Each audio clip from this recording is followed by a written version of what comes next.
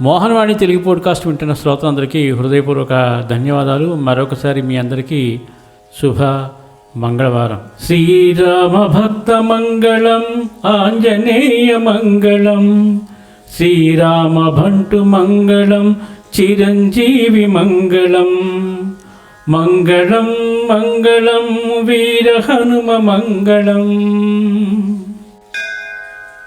ఈరోజు మంగళవారం కాబట్టి ఆ శ్రీరాముని మీద రామభక్తి, సీతాదేవి ఎడల ఆంజనేయునికి ఎంత భక్తి శ్రద్ధలు ఉన్నాయో ఈ కథ ద్వారా విందాం. సీతామాతను వెతుకుతూ లంకను చేరిన ఆంజనేయుడు తన జీవితం అంతా శ్రీరాముడికి, ఆయన కుటుంబానికి అంకితం చేశాడు. సముద్రాన్ని దాటి లంక చేరిన తర్వాత అతడు సీతాదేవిని కనుగొని ఆమె ముందర వినయంగా నిలబడ్డాడు. సీతామాతను దర్శించిన ఆంజనేయుడు అశోకవనంలో దుఃఖంతో కూర్చున్న సీతామాతను చూసిన ఆంజనేయుడు ఎంతో కరుణతో ముందుకు వెళ్ళాడు.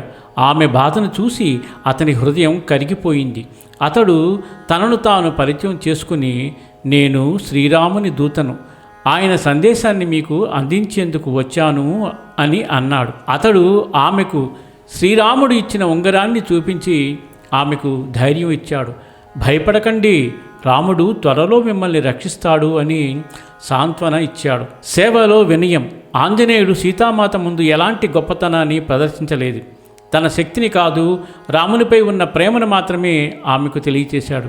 ఆమెను దేవతగా, తల్లిగా భావించి ఎంతో శ్రద్ధతో మాట్లాడాడు. భక్తి యొక్క శిఖరం.